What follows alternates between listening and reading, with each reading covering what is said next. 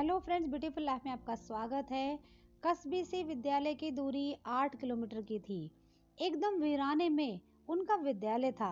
कस्बे से जहां तक पहुंचने का साधन यदा कदा मिलता था, तो अक्सर लिफ्ट मांग के ही काम चलाना पड़ता था, और ना मिले तो प्रभु के दिए दो पैर भला किस दिन काम आएंगे।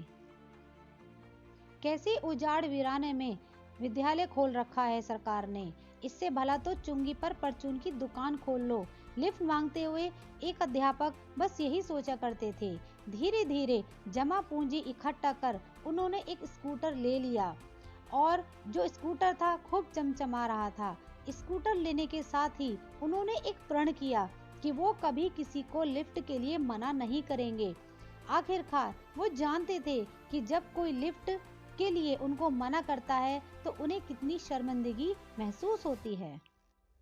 अब वो अध्यापक अपनी चमचमाते स्कूटर से विद्यालय जाते, और रोज कोई न कोई उनके साथ आ जाता, लौटते में भी और जाते में भी। एक रोज लौटते वक्त एक व्यक्ति परेशान सा लिफ्ट के लिए हाथ फैला रहा था। अपनी आदत के अनुसार वह अध्यापक रुक गए और उन्होंने अपना स्कूटर रोक दिया, और वह व्यक्ति उनके पीछे बैठ गया। थोड़ा आगे चलकर उस व्यक्ति ने छुरा निकालकर उस अध्यापक की पीठ पर लगा दिया। जितना रुपए है वो और स्कूटर मेरे हवाले कर दो, वह बोला। अध्यापक की सिट्टी पिट्टी गुम हो गई। डर के मारे स्कूटर रोक दिया। पैसे तो मेरे पास ज्यादा नहीं है भाई, लेकिन प्राणों से प्यारा और पाई पाई जोड़कर यह स्कूटर ही तो खरीदा था। एक निवेदन है, स्कूटर देते हुए अध्यापक बोले। क्या? वह व्यक्ति बोला, यह है कि तुम कभी किसी को ये मत बताना कि तुमने ये स्कूटर कहां से और किस तरह से चोरी किया। यकीन मानो मैं कभी तुम्हारी रपट नहीं लिखाऊंगा। वह बोला, क्यों? बड़ा हैरानी से बोला, यह रास्ता बहुत उजाड़ है, नीरा है और वीरान है। यहाँ पर कोई सवारी नहीं मिलती।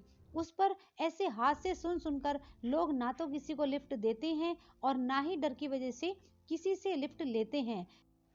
व्यक्ति का दिल पसीजा। उसे लगा कि वह मास्टर जी कुछ भले व्यक्ति हैं, पर क्या करें, पेट तो पेट ही होता है। वह ठीक है कहकर वहां से स्कूटर ले उड़ा।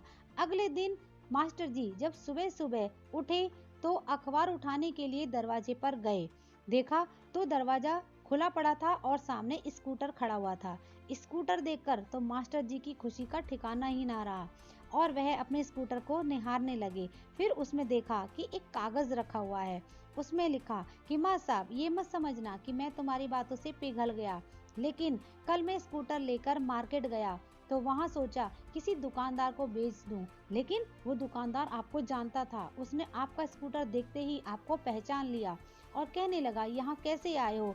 तब मैंने भी आपका नाम लेकर बच गया, लेकिन मुझे लग रहा था कि उस आदमी को मुझ पर कुछ शक सा हो गया है।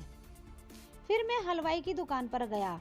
मुझे बहुत तेज भूख लग रही थी, तो मैंने कुछ का सामान खरीदा। तो हलवाई वाला भी बोल पड़ा, अरे ये तो माँ साहब का स्कूटर है। मैं जहाँ जहाँ जाता वहीं पर आपका स्कूटर पहचान लिया जाता।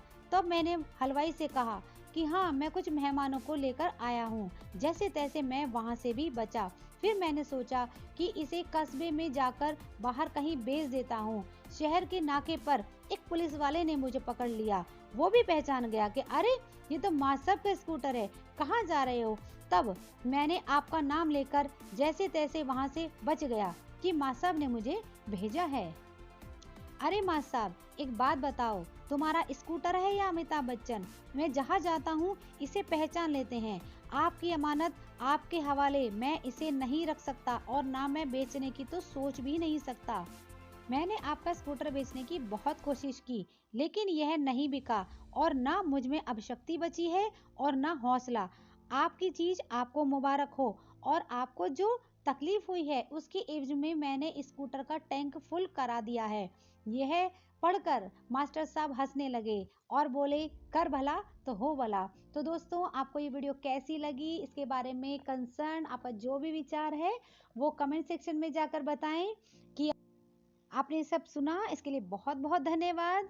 और ब्यूटीफुल चैनल को सब्सक्राइब करें, लाइक कमेंट और शेयर करना ना भूलें। हम ऐसे ही मिलते रहेंगे। तब तक धन्यवाद। आपका दिन शुभ हो।